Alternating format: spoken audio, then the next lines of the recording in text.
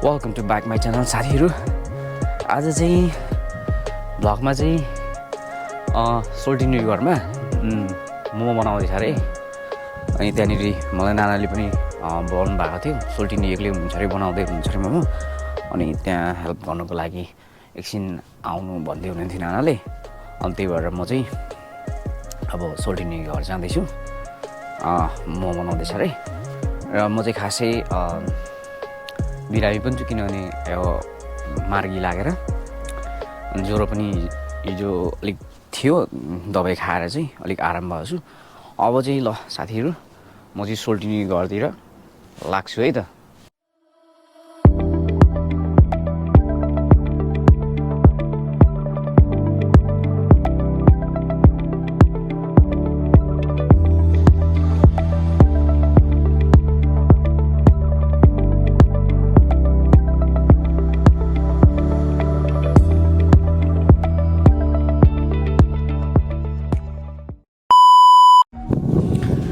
All right साथीहरू, म finally यहाँनिर नानाको घर आइपुगेँ। अनि मैले यहाँ नानालाई फोन गरेको छु दैलो खोलिदिनु भनेर। नानाहरू चाहिँ यो टप बिल्डिङमा बस्नुहुन्छ, अल्गो बिल्डिङमा एकदम। अनि मैले चाहिँ दैलो खोलीमा आएछु नानालाई एकताल गाडी मेक्सुर गर्नु पऱ्यो लक छ कि छैन भनेर। अब यो बिच जानुपर्ने हुन्छ है। यताबाट चाहिँ यता घाममा चाहिँ अलिकति न्यानो फिलिङ हुन्छ भने, अनि यता चाहिँ यो ठक्कै यहाँनिर यो भनौँ न यो बिल्डिङको छाया पर्ने बित्तिकै चाहिँ पुरो जाडो हुन्छ। अनि अब चाहिँ फाइनली घर पुगिसकेको छौँ हामी। यहाँ चाहिँ अब गएर चाहिँ हेरौँ के कस्तो तयारी हुँदैछ भनेर है।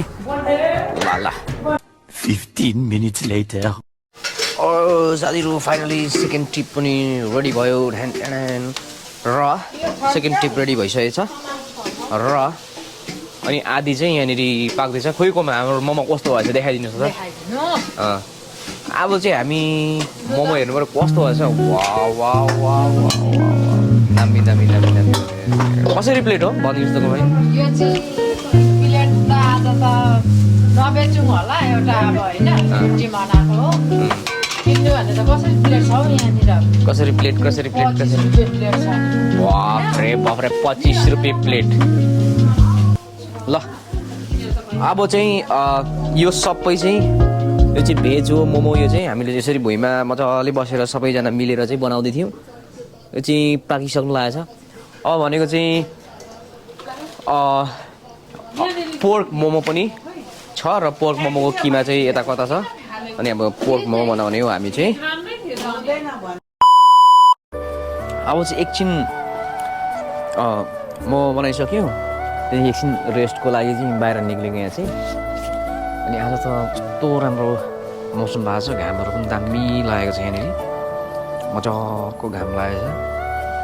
अनि सबै हिउँहरू पनि बिलिसकेको छ यहाँनिर पर। अब एकछिन रेस्ट भयो। अब रेस्ट गरिसकेपछि त्यहाँदेखि फेरि अब चाहिँ भनेको पोर्क मोमोको लागि किमाहरू अलरेडी रेडी भइसकेको रहेछ। त्यहाँदेखि अब पोर्क मोमोहरू चाहिँ बनाउनु हामी सुरु गर्छौँ।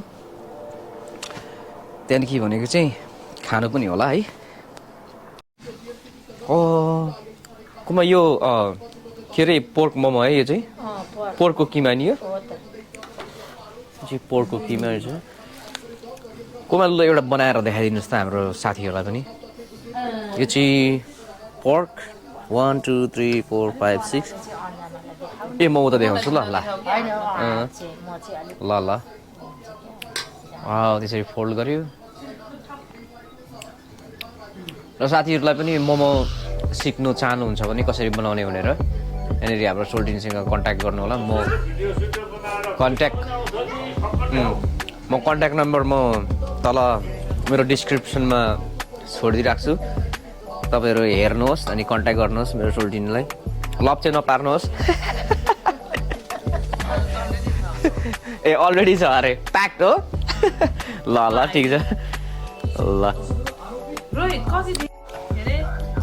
साथीहरू, म पनि अब बसेर चाहिँ अब मोमो बनाउन हेल्प गर्छौँ यहाँनिर चाहिँ अनि सबैजना बसेर ओ भान्जो what do you need what do you want juice okay ल ल म जुस ए come here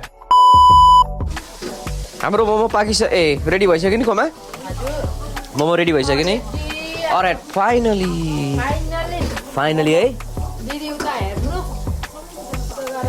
ल ल फाइनली मोमो रेडी भइसक्यो यो चाहिँ के पर्क मोमो 1 मग टु अनि 2 मग टु फाइनली पोर्क पनि रेडी भइसक्यो र पोर्क पनि त्यहाँदेखि भेज पनि अघि रेडी भइसकेको अब चाहिँ भइसक्यो अब चाहिँ यो के अरे भेज पोर्क मोमो चाहिँ यहाँनिर लाउनेवाला छौँ त्यहाँदेखि भनेको चाहिँ मोमो डन आजको लागि चाहिँ मोमो चाहिँ बनाइसक्यौँ हामीले यहाँनिर कोमाले ल्याउनुहुन्छ लु हाल्नुहोस् यसरी हालिन्छ झ्याप्पै है अप्पै अब त्यो टक्कै ढक्न लगाएपछि कति मिनट 15 मिनट हो 20 मिनट्स त्यस्तै 20 मिनट जस्तो लाग्छ त्यहाँदेखि भनेको चाहिँ मोमो पाक्छ त्यहाँदेखि भनेको चाहिँ खाने हो A few minutes later. Finally हाम्रो पोर्क मोमो पनि रेडी भयो ल कोमा चाहिँ अब योलाई यसलाई चाहिँ अब सेलाउनको लागि लु ट्रान्सफर गरिदिनुहोस् त तिमी एककोमा अचार वाउ अचार लु यता कोमाले ए लु लु अब यसरी चाहिँ यहाँ चाहिँ यसलाई के गर्ने भने यसलाई चाहिँ सेलाएको होइन यसलाई चाहिँ मोमो मोमो मोमो मोमो मोमो ल आमा पोर्कको नि पुरा हेर्नु यो तेल है जति तेल जति तेल भयो त्यति राम्रो है यो चाहिँ सुप होला यो चाहिँ यो चाहिँ सुप हो यो मोमो सुप त्यस्तो खानु हुँदैन बिरामी हुन्छ यस्तो सुप खायो भने हो अब साथीहरू फाइनली हाम्रो मोमो रेडी भइसक्यो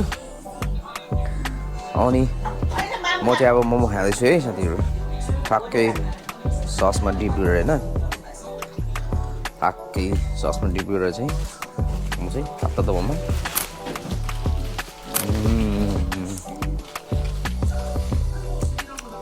एकदम दामी अचार पनि पिरो डल्लै खोर्सानी लगाएको अचार एकदम मिठो छ फेरि म डिप गर्छु एकताल स्याटै हेर्नुहोस् मेरो चटनी चाहिँ हेर्नुहोस् मेरो चटनी चाहिँ यस्तो पिरो छ कि खाउँ लाग्दैन एकताल खाएर जान्छु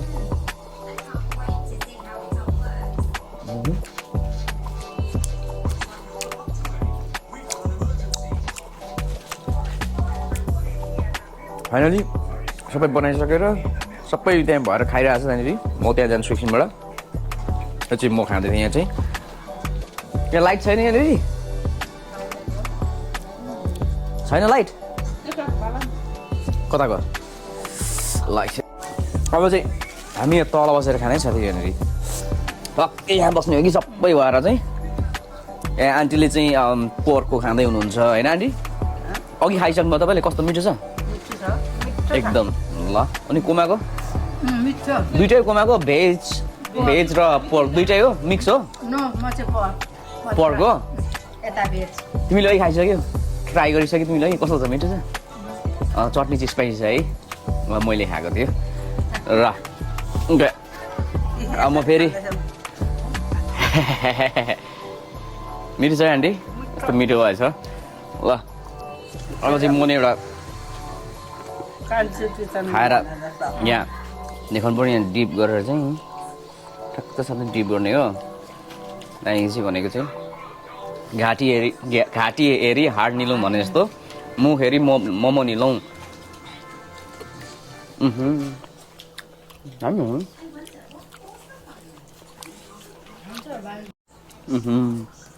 मेरो चाहिँ फेरि सेकेन्ड ट्रिप हो यो चाहिँ बा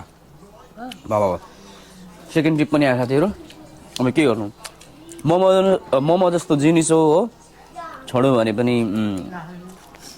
नहुने मन नमान्ने हो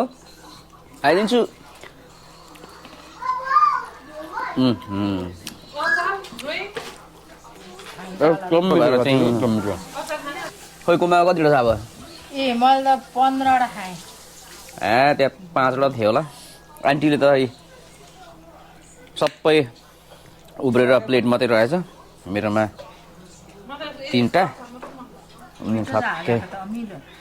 के अचार मिसेर लाएर चाहिँ हुन्छ